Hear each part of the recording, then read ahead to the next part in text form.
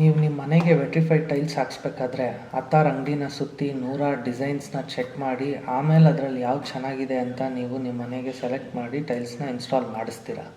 But ಇದೇ vitrified ಟೈಲ್ಸಲ್ಲಿ ಬೇರೆ ಬೇರೆ ರೀತಿಯ ಟೈಲ್ಸ್ಗಳಿವೆ. ಅದು ಯಾವುದ್ಯಾವುದು ಅಂತ ನೀವೇನಾದರೂ ಡೀಟೇಲಾಗಿ ಅರ್ಥ ಮಾಡಿಕೊಂಡ್ರೆ ನೀವು ನಿಮ್ಮ ಮನೆಗೆ ಟೈಲ್ಸ್ನ ಸೆಲೆಕ್ಟ್ ಮಾಡೋದಕ್ಕೆ ತುಂಬ ಈಸಿ ಆಗುತ್ತೆ. ಹಾಯ್ ಸ್ನೇಹಿತರೆ, ಎಲ್ರಿಗೂ ನಮಸ್ಕಾರ. ನಾನಿವತ್ತು ವೆಟ್ರಿಫೈಡ್ ಟೈಲ್ಸಲ್ಲಿ ಯಾವ್ಯಾವ ರೀತಿಯ ಟೈಲ್ಸ್ಗಳಿವೆ ಮತ್ತು ನಿಮ್ಮ ಮನೆಗೆ ಯಾವ ರೀತಿ ಟೈಲ್ಸ್ನ ಹಾಕಿದ್ರೆ ನಿಮ್ಮ ಮನೆ ತುಂಬ ಚೆನ್ನಾಗಿ ಕಾಣುತ್ತೆ ಅಂತ ಈ ವಿಡಿಯೋದಲ್ಲಿ ತಿಳಿಸ್ಕೊಡ್ತೀನಿ. ಮೊದಲನೇದಾಗಿ ನೀವೇನಾದರೂ ನನ್ನ ಚಾನಲ್ಗೆ ಫಸ್ಟ್ ಟೈಮ್ ವಿಸಿಟ್ ಮಾಡ್ತಾ ಇದ್ದರೆ ನನ್ನ ಚಾನಲ್ಗೆ ಸಬ್ಸ್ಕ್ರೈಬ್ ಮಾಡ್ಕೊಳ್ಳಿ ಮತ್ತು ಈ ವಿಡಿಯೋ ಇಷ್ಟ ಆದರೆ ಲೈಕ್ ಮಾಡಿ. ಬನ್ನಿ ಹಾಗಾದರೆ ಈ ವಿಡಿಯೋನ ಸ್ಟಾರ್ಟ್ ಮಾಡೋಣ. Nano vitrified tiles.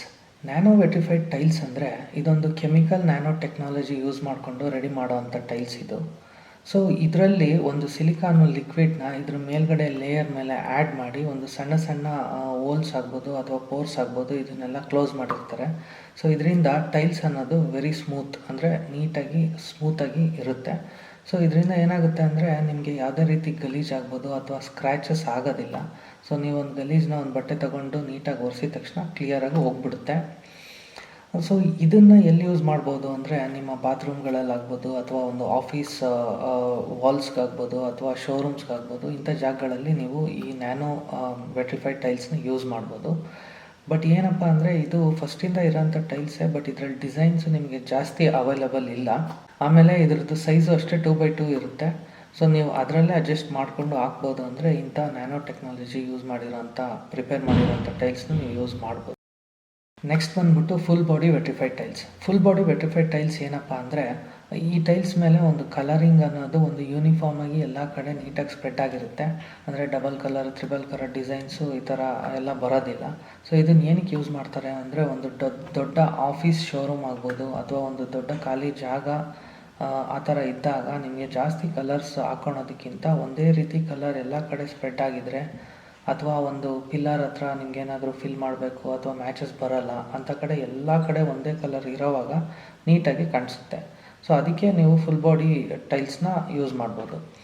ಸೊ ಇದರಿಂದ ಏನಪ್ಪ ಯೂಸ್ ಅಂದರೆ ಈ ಫುಲ್ ಬಾಡಿ ವೆಟ್ರಿಫೈಡ್ ಟೈಲ್ಸ್ ಅನ್ನೋದ್ರದ್ದು ಕೆಪಾಸಿಟಿ ಜಾಸ್ತಿ ಇರುತ್ತೆ. ಅಂದರೆ ಎಷ್ಟೇ ಜನ ಡೈಲಿ ಓಡಾಡಿದ್ರು ನಿಮಗೆ ಅದು ಸ್ಟ್ರೆಂತ್ ಚೆನ್ನಾಗಿರುತ್ತೆ.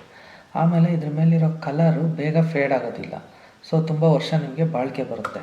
ಆಮೇಲೆ ಮೇಯ್ನ್ ಇಂಪಾರ್ಟೆಂಟ್ ಥಿಂಗ್ ಏನಪ್ಪ ಅಂದರೆ ಈ ಟೈಲ್ಸು ವಾಟರ್ ಅಬ್ಸರ್ವ್ ಮಾಡಲ್ಲ ಜಾಸ್ತಿ, ಅಂದರೆ ನೀರನ್ನ ಜಾಸ್ತಿ ಎಳ್ಕೊಳೋದಿಲ್ಲ. ಅದಕ್ಕೆ ನೀವು ಒಂದು ಪೈಪಲ್ಲಿ ನೀರು ಬಿಟ್ಟು ನಿಮಗೆ ಯಾವಾಗ ಬೇಕೋ ಆವಾಗ ನೀಟಾಗಿ ವಾಶ್ ಮಾಡ್ಕೋಬೋದು. ಸೊ ಇದೇ full body vitrified tiles. So next ಬಂದುಬಿಟ್ಟು double charge vitrified tiles. Double charge vitrified tiles ಅಂದರೆ ಹೆಸರಲ್ಲೇ ಇರೋ ರೀತಿ ಇದನ್ನು ರೆಡಿ ಮಾಡಬೇಕಾದ್ರೆ 2 ಲೇಯರ್ಸ್ನ ಯೂಸ್ ಮಾಡಿಕೊಂಡು ರೆಡಿ ಮಾಡ್ತಾರೆ. ಅಂದರೆ ಒಂದು ಲೇಯರ್ ಮೇಲ್ಗಡೆ ಇನ್ನೊಂದು ಲೇಯರ್ನ ಕೂರಿಸಿ ಒಂದು ಟೈಲ್ಸ್ ರೆಡಿ ಆಗುತ್ತೆ. ಸೊ ಇದರಿಂದ ಏನಂದರೆ ಒಂದು ಟೈಲ್ಸ್ ಅನ್ನೋದು ತುಂಬ ಸ್ಟ್ರಾಂಗ್ ಆಗುತ್ತೆ. ಸೊ ನೀವು ಇದನ್ನು ಫ್ಲೋರಿಂಗಲ್ಲಿ ಈಸಿಯಾಗಿ ಯೂಸ್ ಮಾಡ್ಕೋಬೋದು. ಸೊ ಇದ್ರ ಕೆಪಾಸಿಟಿನೂ ಜಾಸ್ತಿ ಆಗುತ್ತೆ. ಆಮೇಲೆ ಡಬಲ್ ಚಾರ್ಜ್ ವೆಟ್ರಿಫೈಡ್ ಟೈಲ್ಸಲ್ಲಿ ನಿಮಗೆ ನಾನಾ ರೀತಿ ಡಿಸೈನ್ಸ್ ತುಂಬ ಇದೆ.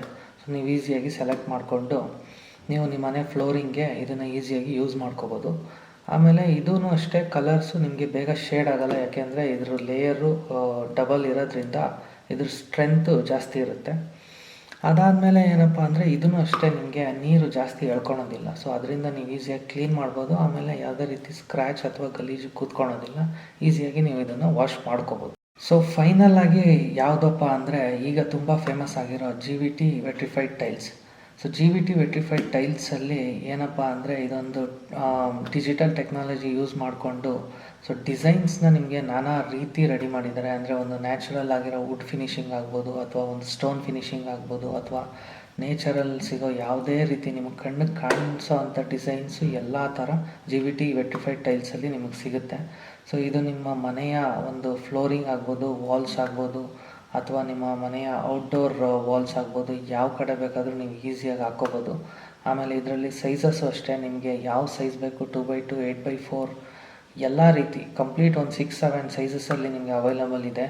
ಆಮೇಲೆ ಈಗ 15 mm ಇಂಟ್ರೊಡ್ಯೂಸ್ ಮಾಡಿದ್ದಾರೆ. ಸೊ ಫ್ಲೋರಿಂಗ್ಗೆ ಕೆಪಾಸಿಟಿನೂ ಜಾಸ್ತಿ ಕೊಡುತ್ತೆ.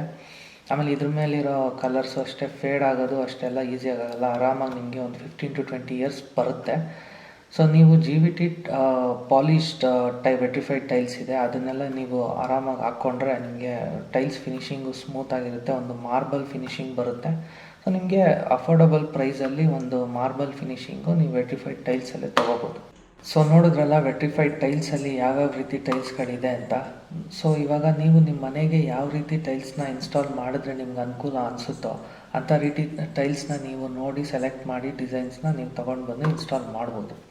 ಬಟ್ ಒಂದೇನೆಂದರೆ ಈ ಟೈಲ್ಸ್ನ ಪರ್ಚೇಸ್ ಮಾಡಾದಮೇಲೆ ಇನ್ಸ್ಟಾಲ್ ಮಾಡಬೇಕಾದ್ರೆ ಸ್ವಲ್ಪ ವಿಷಯಗಳನ್ನ ನೀವು ತಲೆಯಲ್ಲಿ ಇಟ್ಕೊಳ್ಬೇಕು. ಅದು ಯಾವ್ದ್ಯಾವುದು ಅಂತ ನಾನು ನೆಕ್ಸ್ಟ್ ವಿಡಿಯೋದಲ್ಲಿ ತಿಳಿಸ್ಕೊಡ್ತೀನಿ. ವಿಡಿಯೋ ನೋಡಿದವ್ರು ಎಲ್ಲರಿಗೂ ತುಂಬ ಥ್ಯಾಂಕ್ಸ್.